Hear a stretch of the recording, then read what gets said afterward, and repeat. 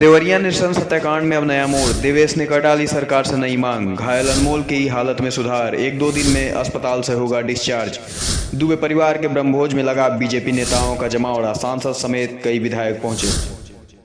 देवरिया हत्याकांड में शुरू हुआ जातीय राजनीति का रंग अब बढ़ता ही जा रहा है। शुक्रवार को रुद्रपुर के फतेहपुर लहड़ा टोला में मृतक सत्यप्रकाश दुबे के बेटे देवेश अपने परिवार वालों के लिए नारायण बलि का पूजा कराया। गांव पर ब्रह्मभोज का भी कार्यक्रम हुआ। इसके बाद शाम को देवरिया के एक मैरिज हॉल में भी दुबे परिवार के ब्रह्मभोज का आयोजन हुआ।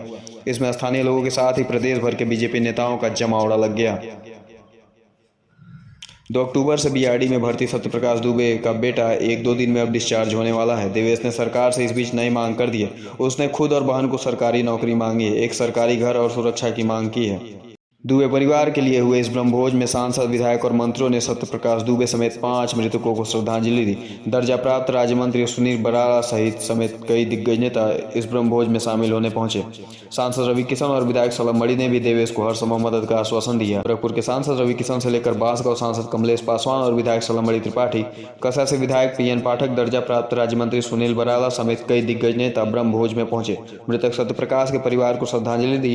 इस दौरान लोगों ने बड़ी तादाद में देवेश को आर्थिक मदद भी दी, लेकिन अब तक बीजेपी का कोई भी नेता प्रेम यादव के घर नहीं पहुंचा है। वहीं 2 दिन पहले देवेश ने प्रशासन सहित सरकार को कटघरे में खड़ा किया था। उसने प्रेमचंद के घर पर बुलडोजर एक्शन के लिए 2 दिनों का अल्टीमेटम दिया है। कहा कि बुलडोजर एक्शन के बाद ही ब्रह्मभोज होगा, लेकिन लोगों के समझाने के बाद उसने तय दिन ही अपने परिवार वालों का ब्रह्मभोज तो कर लिया, लेकिन उसने सरकार से नौकरी, घर और सुरक्षा की नई मांग कर डाली है। देवेश ने इस दौरान कहा कि मेरे परिवार के हत्यारों को फांसी की सजा दिलाई जाए, घर पर बुलडोजर चलाया जाए, साथ ही मुझे सरकारी आवास की जरूरत है। मेरा एक छोटा भाई भी है, मैं कहाँ रहूँगा, मुझे सरकारी नौकरी की जरूरत है, मुझे सरकारी नौकरी दी जाए। मेरी बहन को भी सरकारी नौकरी दी जाए, वही बहन हम दोनों भाइयों का पालन पोषण करेगी। मेरी प्रॉपर्टी जो प्रेम यादव ने लिखवाई थी वो मुझे वापस करवाई जाए। हमारी उनकी फांसी की सजा दी जाए, उनका घर ध्वस्त हो जाए। इतना दिनों बाद क्यों आया है? मेरे ऊपर खतरा था, इससे जब देखिए जब मेरा परिवार ही उजड़ गया तो मैं किस लिए आऊँगा यहाँ पे, लेकिन अब हमको रहना पड़ेगा यहाँ पे।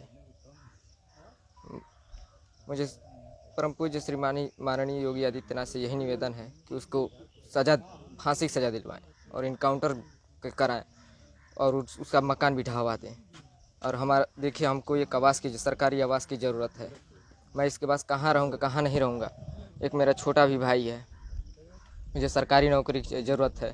यहाँ तक कि हमको नहीं मिलेगा तो मेरी बहन को भी सरकारी नौकरी की ज़रूरत है, वो भी तो मान लीजिए पालन पोषण करेगी हमारा। क्या क्या कार्यक्रम होगा यहाँ तो नारायण बलि पंचक शांति के लिए होगा।